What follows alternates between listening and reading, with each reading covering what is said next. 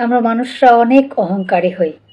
টাকা পয়সা, ধন দৌলত, রূপ যৌবন, বয়স, যশ, খ্যাতি প্রত্যেকটা জিনিস নিয়ে আমরা অহংকার করে থাকি। কিন্তু আমরা একটুও এই জিনিসটা চিন্তা করি না, আমরা যখন মরে যাব প্রত্যেকটা মানুষ কিন্তু একই জায়গায় যাব, একই মাটির নিচে যাব, একই কবরে যাব। আমাদের মাথার নিচে বালিশ থাকবে না, বিছানার নিচে নরম তোশক বা জাজিম থাকবে না, খাবারের প্লেট থাকবে না, আরামায়েশের কোল বালিশ থাকবে না, মশারি থাকবে না মশা ধরবে বলে। চতুর্দিকে সাপ বিছে কামড়াবে, মাটিতে গর্ত হয়ে বৃষ্টির পানি ঢুকে যাবে। এই জিনিসগুলো আমরা কেউ খেয়াল করি না।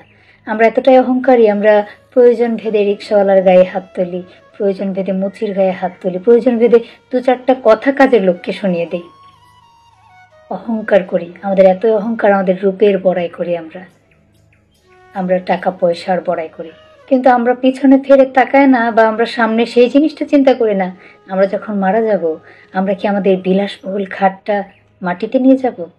আমরা যখন মারা যাব, আমাদের মাথার নিচে কি সেই আরামায়েশের শিমুল তুলার বালিশ থাকবে? থাকবে না। সেই জন্যে নিজের অহংকারকে কবর দিয়ে কবরের চিন্তাটা মাথায় রাখেন। এ সমস্ত সব কিছু চলে যাবে। আপনার দেহটা, নিথর দেহটা মাটির নিচে লুটিয়ে শুয়ে থাকবে, কেউ আপনাকে দেখতে যাবে না। আপনার জন্য হই হুল্লোড় করে কান্নাকাটি করবে একদিন সবাই। খুব কাছের মানুষ হলে 3 দিন কান্না করবে, আর যদি স্ত্রী সন্তান হয় 1 সপ্তাহ কান্না করবে, এরপর ভুলে যাবে। 1 মাস হয়তো বা আপনাকে গিয়ে কবরে দেখে আসবে, আপনার কি অবস্থায় আছেন, আপনার জন্য জিয়ারত করে আসবে। 1 মাস ফুরিয়ে গেলে আপনার কবরের পাশে গিয়ে কেউ দাঁড়াবেও না, জিয়ারতও করবে না, কবরের দোয়া পর্যন্ত পড়বে না। আপনি কি ছিলেন, তাদের জন্য কি অবদান রেখে গেছেন, কি কি করে গেছেন, সব ভুলে যাবে। এটাই মানুষের প্রকৃতি, এটাই মানুষের নিয়তি। তাই জীবনে সবচেয়ে ভালো কাজ করে যান। মানুষকে না ঠকিয়ে মানুষকে বিভিন্ন কাজে সহায়তা করুন, সৎ থাকুন, সত্য কথা বলুন, মানুষের উপকার করুন।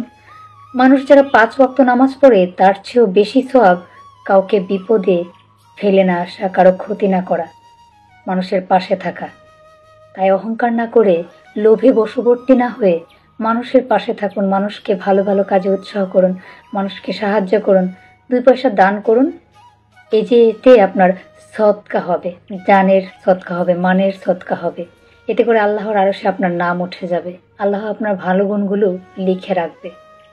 তাই মরার পরে যেন মানুষ আপনাকে স্মরণ করে, অ্যাটলিস্ট প্রতিবেশীরা যেন স্মরণ করে, কবরটা দেখলে যেন বলে লোকটা ভালো ছিল। সেই জিনিসটা, সেই জায়গাটা তৈরি করে রাখুন, সেই জায়গাটা তৈরি করে যান। অহংকার নয়, যেতে হবে একই মাটির নিচে সবাইকে। সেই জায়গা থেকে নিজেদেরকে পরিশুদ্ধ করে গড়ে তুলুন, যেন মৃত্যুর পরেও কেউ আপনাকে একটা গালি দিয়ে কথা না বলতে পারে।